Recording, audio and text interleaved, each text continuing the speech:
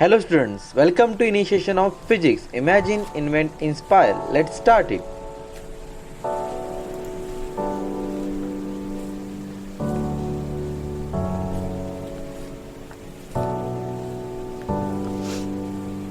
Next application है हमारे पास well और वॉल ऑफ डेथ। तो वॉल ऑफ डेथ और वेल और ऑफ डेथ क्या होता है? तो सबसे यहाँ पे देखिए डायग्राम में we can explain it very well. ठीक है, तो हमारे पास नेक्स्ट एप्लीकेशन है वॉल ऑफ डेथ और वेल ऑफ डेथ। तो वेल ऑफ डेथ और वॉल ऑफ डेथ को समझने के लिए यहाँ पे डायग्राम में देखिए, ये जो वेल है, वेल में एक व्हीकल रहती है, वो गोल गोल घूमते हैं। इसे हम हिंदी में या फिर मराठी में ऐसे बोल सकते हैं, मौत का कुआं।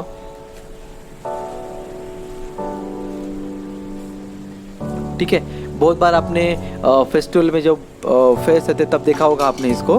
ठीक है, जहाँ पे भी देखा होगा, बहुत बार देखा होगा कि एक व्हीकल है, वो ऐसे गोल गोल एक वेल में वैसे गोल गोल घूमती है। ठीक है ना, व्हीकल। तो मान लीजिए कि एक व्हीकल है, ये छोटा सा एक व्हीकल, हम इसको पार्टिकल मान लेते हैं व्हीकल को, लेकिन वो पार्टिकल नहीं है, एक व्हीकल है, वैसे गोल गोल घूम रही है। ठीक है, तो हमने कुछ फोर्सेस पढ़े थे। Which are the forces? आप कमेंट बॉक्स में कमेंट कीजिएगा ताकि मुझे भी पता चले कि आपने पिछले वाला वीडियो लेक्चर देखा है और आपको वो पता है। क्योंकि जो mg है वो कैसे लगता है, नॉर्मल फोर्स कैसे लगता है, फ्रिक्शन फोर्स कैसे लगता है, मैंने उस वीडियो लेक्चर में बताया। उसी का ही एप्लीकेशन अभी यहाँ पे है और उसी को हम यहाँ पे एक्सप्लेन करने वाले हैं। चलो मान लीजिए दिस इज द वॉल। ठीक है, ये वॉल है, यहाँ पे व्हीकल है जिसको हम मानने वाले हैं हॉरिजॉन्टल 90 डिग्री एंगल बनाएगा, लेकिन 90 डिग्री एंगल नहीं बनाता है।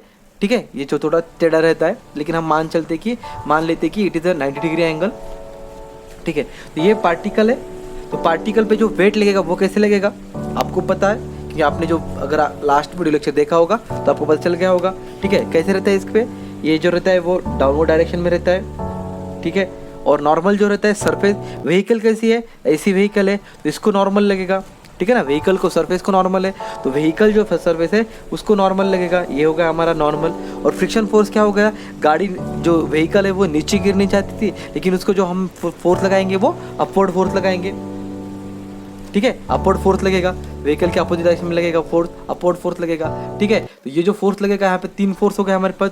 तो mg जो वेट है, mg जिसको हम बोलने वाले हैं वेट, क्या बोलने वाले हैं वेट, वो कैसे लग रहा है यहाँ पे डाउनवर्ड डायरेक्शन। ठीक है, नॉर्मल फोर्स है, नॉर्मल फोर्स वो कैसे लग रहा है यहाँ पे, नॉर्मल फोर्स कैसे लग रहा है। ठीक है, सरफेस को नॉर्मल, सरफेस को परपेंडिकुलर, सरफेस को कैसे लग रहा है, परपेंडिकुलर लग रहा है। अभी हम क्या करेंगे, रिजोल्यूशन, जैसे हमने लास्ट क्लास में भी किया था, सेम इस तरफ यहाँ पे रिजोल्यूशन करेंगे। मान लीजिए ये पॉइंट पे वर्टिकल एक्सिस जो रहती है, वर्टिकल एक्सिस उसे मानते हैं हम, वर्टिकल एक्सिस को वाई एक्सिस, हॉरिजॉन्टल मान लेते हैं वी एक्स एक्सिस। अब सेंटर की तरफ जो फोर्स लगेगा वो वो कौन सा लगेगा यहाँ पे, centripetal force, FCP, centripetal force है ना। तो सेम यहाँ पे कंडीशन है। तो अभी यहाँ पे देखते हैं हम कि resolution of forces, second point है हमारे पास रिजोल्यूशन ऑफ फोर्सेस। तो यहाँ पे हमने फोर्सेस को रिजोल्व करना है। पहले लेते हैं हम y axis, along y axis. ठीक है, अलोंग वाई एक्सिस। तो वाई एक्सिस के अलोंग लेते हैं, अपवर्ड फोर्स है फ्रिक्शन फोर्स, डाउनवर्ड फोर्स है mg। Last time downward force के साथ था नॉर्मल। ठीक है, आपने देखा है वो। ठीक है, तो नॉर्मल को अब यहाँ पे fc को कौन बैलेंस करने वाला है, fs को mg बैलेंस करने वाला है। तो मैं यहाँ पे लिख सकता हूँ fs इक्वल टू mg, इसको इक्वेशन नंबर 1 दे दिया। ठीक है, अब अलोंग वाई एक्स एक्सिस देखेंगे हम, वाई एक्सिस तो हो गया हमारा, अलोंग एक्स एक्सिस।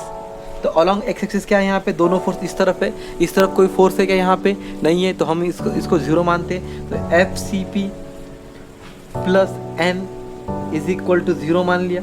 ठीक है, FCP कैसे रहता है, निगेटिव, सेंट्रीपिटल फोर्स है, तो क्या आ गया हमारे पास mr omega square plus n equal to 0 आ गया हमारे पास। इसको हम ऐसे भी लिख सकते हैं, क्या लिख सकते हैं, अगर mr ओमेगा को इसको उस साइड ले गया तो पॉजिटिव बन जाएगा, तो mr ओमेगा स्क्वायर, या फिर इसे हम ऐसे भी लिख सकते हैं n equal to mv square by r, हमारे अंडरस्टैंडिंग के लिए। इसको हमने इक्वेशन नंबर 2 मान लिया। ठीक है, तो क्या करते हैं, दोनों को हम डिवाइड करेंगे, इससे हम लास्ट टाइम भी किया था, डिवाइडिंग इक्वेशन 1 बाय इक्वेशन 2 ठीक है। इक्वेशन 1 को 2 से डिवाइड करेंगे, F S divided by N is equal to क्या आ जाएगा हमारे पास, एफ एस क्या है एम जी डिवाइड बाय क्या आ जाएगा यहाँ पे M V square by R, M M get cancel, R ऊपर चला जाएगा, F S divided by N equal to क्या बन जाएगा हमारे पास R G divided by V square. तो हम इसको रेसिप्रोकल ले लेते हैं, तो N divided by F S is equal to क्या बन गया हमारे पास V square by R G. ये इक्वेशन हमने 3 मान ले लिया, ठीक है। हमें भी पता है, क्या पता है हमें कि जो फोर्स रहता है वो क्या फोर्स रहता है, जो फ्रिक्शन फोर्स है F S is equal to क्या रहता है यहाँ पे म्यू एस इंटू एन, क्या रहता है यहाँ पे म्यू एस इंटू एन। तो यहाँ पे हमने इसको मान लेते 3, सिंपल जाएगा हमें, इसको हमने रेसिप्रोकल रहने दीजिए इसको, ठीक है। तो ये म्यू एस अपॉन एन आ गया, तो म्यू एस अपॉन एन, तो F S upon N equal to क्या आ गया हमारे पास म्यू एस। इसकी जो वैल्यू है हम यहाँ पे पुट कर देते, तो म्यू एस इक्वल टू क्या हो गया हमारे पास R G upon V square, और वी स्क्वेयर इधर आ गया, आर जी इधर आर जी का रह गया, म्यू एस इधर डिवाइड में आ गया, तो वी इक्वल टू क्या आ गया हमारे पास under root R G upon mu S. This is a formula, ठीक है। जो वेलोसिटी रहती है तो इस पर डिपेंड करती है, आर रेडियस कितनी है, जितनी ज़्यादा रेडियस उतनी ज़्यादा वेलोसिटी चाहिए उस व्हीकल को घूमने के लिए। मान लीजिए रेडियस ज़्यादा हो गई और कम वेलोसिटी से वो घूम रहा है तो वो नीचे गिरेगा, ठीक है। उसको वेलोसिटी मेंटेन करना होगा, अगर वेलोसिटी अगर वो मेंटेन नहीं कर पाता है अकॉर्डिंग टू द रेडियस तो वो वहाँ पे बच नहीं पाएगा, वो नीचे गिरेगा, ठीक है। उनको पता नहीं है कि उस पर फिजिक्स लगता है, लेकिन वो फिजिक्स है वहाँ पे, ठीक है। वहाँ पे उनको पता नहीं कि वेलोसिटी कितनी चाहिए, कितनी ज़्यादा वेलोसिटी चाहिए, कितनी कम। They are doing there by their experience, उनको एक्सपीरियंस है कि इतनी वेलोसिटी चाहिए तो उसी वेलोसिटी से वो गोल गोल घूमते हैं, ठीक है। लेकिन अगर वो परफॉर्म करना है, आप एक जो आप फिजिक्स पढ़ के गए आप, तो आपको पता रहनी चाहिए कि उसकी रेडियस गिनना, उसकी रेडियस मेजर करना, after radius measuring the radius वहाँ पे ग्रेविटी कितनी है वो देखना, वहाँ पे फ्रिक्शन कितना, वहाँ पे कोएफिशिएंट ऑफ फ्रिक्शन है वो कितना देखना, उस हिसाब से वेलोसिटी रखना। आप भी वहाँ पे गोल गोल उस वेलोसिटी अगर घूमेंगे तो आप भी वहाँ पे गोल गोल घूम पाएंगे, ठीक है। This is the minimum velocity, this is the minimum velocity required for an vehicle to perform a circular motion in a wall of death, to perform circular motion in a wall of death। ये minimum velocity है। यहाँ पे भी आपको एक question मिल जाएगा कि wall of death में क्या रहे, वो 2 मार्क्स की क्वेश्चन पूछा जाएगा। ये डेरिवेशन कोई लेंदी नहीं है और कोई बड़ा भी डेरिवेशन नहीं है, बस आपको एक एप्लीकेशन दिया गया है। उस एप्लीकेशन को जैसे हमने लास्ट क्लास में पढ़ा था वर्टिकल के बारे में, सेम उसी तरह से हमने भी यहाँ पे किया। फर्स्ट हमने फ्री बॉडी डायग्राम निकाली, फ्री बॉडी डायग्राम के निकालने के बाद रिजोल्यूशन ऑफ फोर्स किया, रिजोल्यूशन के बाद डिवाइड किया, डिवाइड करने के बाद हमने फार्मूला निकाला और बताया कि ये जो मिनिमम वेलोसिटी है। आपकी बुक में एक वहाँ पे क्वेश्चन दिया गया है, तो आपको बस वहाँ पे पुटअप करनी है वैल्यू, आर की वैल्यू पुट करनी है, जी की वैल्यू पुट करनी है और कोएफिशिएंट ऑफ फ्रिक्शन पुट करना है, और उस हिसाब से आपको वहाँ पे मिनिमम फ्रीक्वेंसी मिल जाएगी, ठीक है। तो अगर आप इसको अच्छे से सॉल्व करेंगे तो आपको बन जाएगा। या फिर देखिए हम यहाँ पे ओमेगा के फॉर्म में भी लिख सकते हैं। अगर आपको पता है कि v equal to R omega, ठीक है, v की जगह हमने आर ओमेगा अगर रख दिया तो क्या बन जाएगा यहाँ पे r divided by G into mu. तो r यहाँ पे डिवाइड में चला गया तो 1 upon R equal to into under root R G upon mu S, ठीक है।